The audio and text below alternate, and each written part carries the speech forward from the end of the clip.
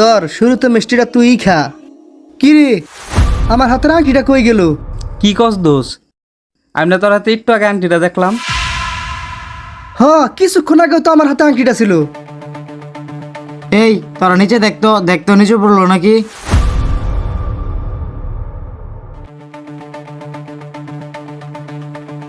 আরে সব জায়গায় তো খোঁজাখুঁজি করলাম, কোথাও তো পেলাম না।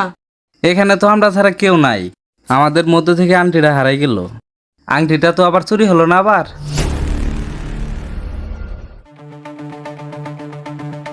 আরে বাদ দে তো, সামান্য একটা আংটির জন্য আমি আমার অনুষ্ঠানটার মাড়ি করাম না। তোরা সবাই আনন্দ কর। আরে থামো, মানে এইখান থেকে আংটি হারাইছে মানে যতক্ষণ পর্যন্ত আংটি না বের করা হবো ততক্ষণ পর্যন্ত আমরাই চোর। আর এই চোরের অপবাদ নিয়ে আমরা এখান থেকে যাইতে পারবো না। তাহলে আমরা একটা কাজ করি, একে অপরকে চেক করি। আরে বাদ দে তো, আমি হয়তো ভুলে আংটিটা বাসায় রেখে আসছি। আমরা এখানে আনন্দ করতে আসি, আনন্দ করি। আরে রাখ, তুই তুই আসলে বেশি কথা বলস। এই সবাই চেক কর। এই এদিকে আয়।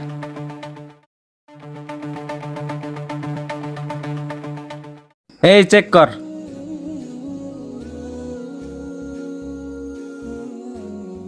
এই তুই অন্য দাঁড়াই আছিস কে? তুই এদিকে আয়, তোর চেক করবো। আমারে চেক করবেন মানে? আমি তো কিছু করি নাই, আমারে চেক করবেন কেন? আমরা এনে যারা আছি সবাই চেক করা হয়েছে, তাহলে কি তোরে চেক করবো না? আপনারা করছেন, কিন্তু আমারে চোর সন্দেহ করে আমি আমার নিজেকে চেক করতে দিতে পারি না। কেন তোর কি প্রেস্টিজ লাগে? আমি হলো স্কুল শিক্ষক, ও হলো ব্যাংকার, ও হলো সরকারি চাকরিজীবী, আমাদের তো প্রেস্টিজ লাগে না? আরে তুই তো একটা সাধারণ কর্মচারী, তোর কেন প্রেস্টিজ লাগে? আমার তো যা মন হইতেছে তুই আংটিটা চুরি করছ। দেখেন ভাই, যদি আপনারা এটা প্যাস্টিস মনে করেন তাহলে এটা প্যাস্টিসই, তবু আমি আমার পকেট চেক করতে দিব না। আরে তুই যদি আন্টি না নিয়ে থাকস তাহলে তোর চেক করতে অসুবিধা কি? এই রাকিব, ওর পকেটটা চেক করতো। না, আমি আমার পকেট চেক করতে দিব না। আমি শিউর আংটিটা ওই নিছে। আর শালা, সামান্য একটা আংটির লোভ সামলাইতে পারিস না? তোর এত বড় পার্টিতে ইনভাইট করছে কে? আমাদের পার্টিটাই নষ্ট করে দিছে। মহাজন, এই জন্য আমি এই পার্টিতে আসতে চাই নাই।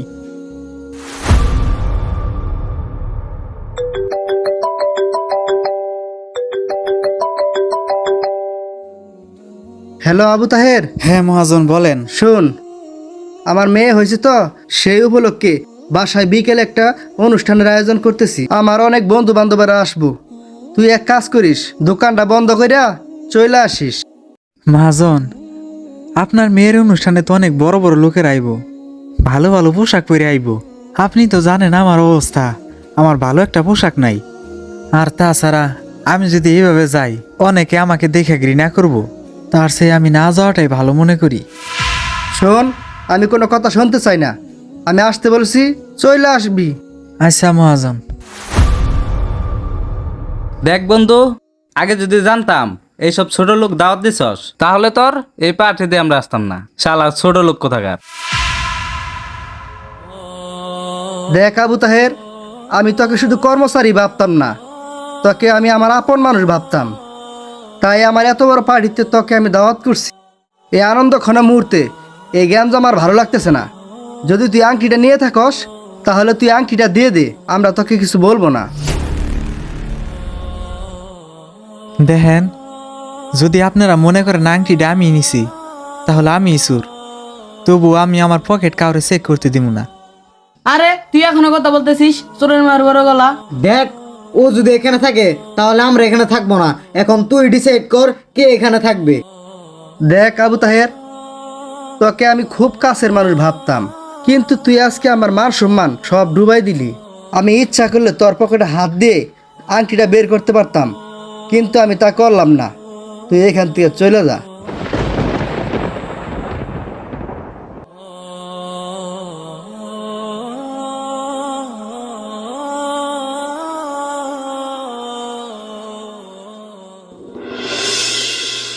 আবু তাহের কি সত্যি এই কামটা করছে? ও কি সত্যি আমার এই আংটিটা নিছে?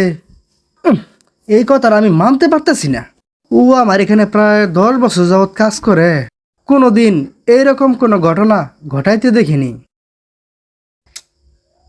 উফ, না, একটা ফোন দেই দেখি। আরে, এই আংটি আমার পকেটে আসলো কেমনে?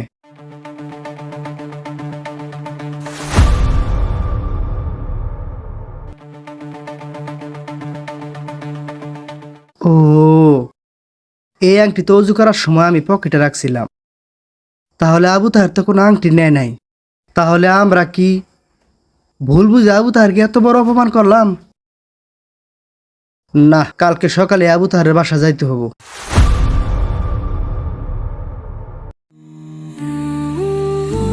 আবু তাহের, আবু তাহের, শোন, তোর সাথে আমার দুটো কথা আছে।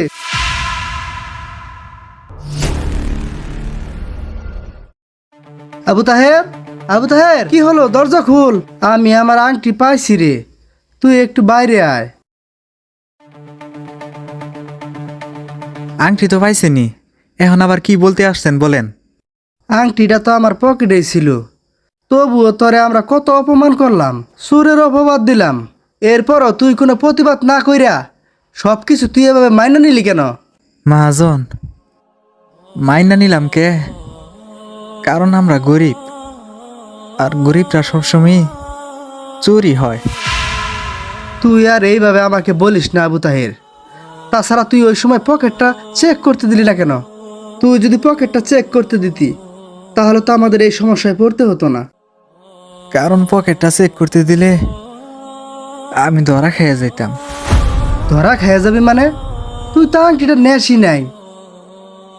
আপনি তো জানেনই আমি আপনার গ্যারেজে কাজ করি, আর আমার ঘরে আমার প্রতিবন্ধী ছোট একটা ভাই আছে।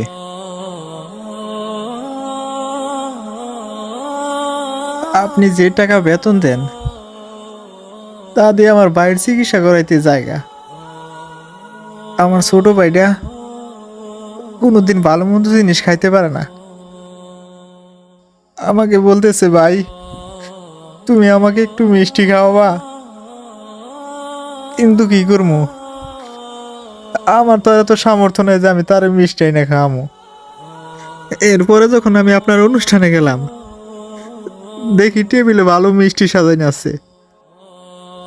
ওই সময় আপনারা ছবি তোলা নিয়ে ব্যস্ত ছিলেন।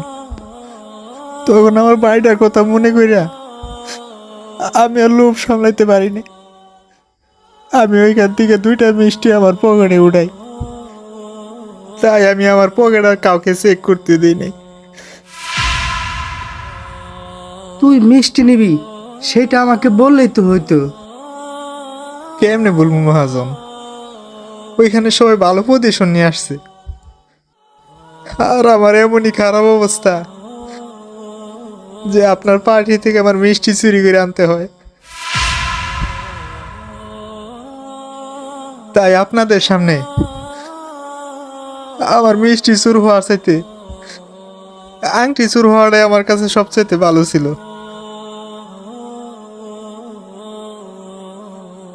তবে মহাজন, বিশ্বাস করেন আমি ওইখান থেকে একটা মিষ্টিও খাই নাই। আমার বাঘের মিষ্টিটা আমি চুরি করে আনছি। আমাকে দয়া করে ক্ষমা করে দিবেন। তোর এত খারাপ অবস্থা, তুই আমার এত কাছে থাকতেও আমি জানতে পারি নাই। তুই আমাকে ক্ষমা করে দে।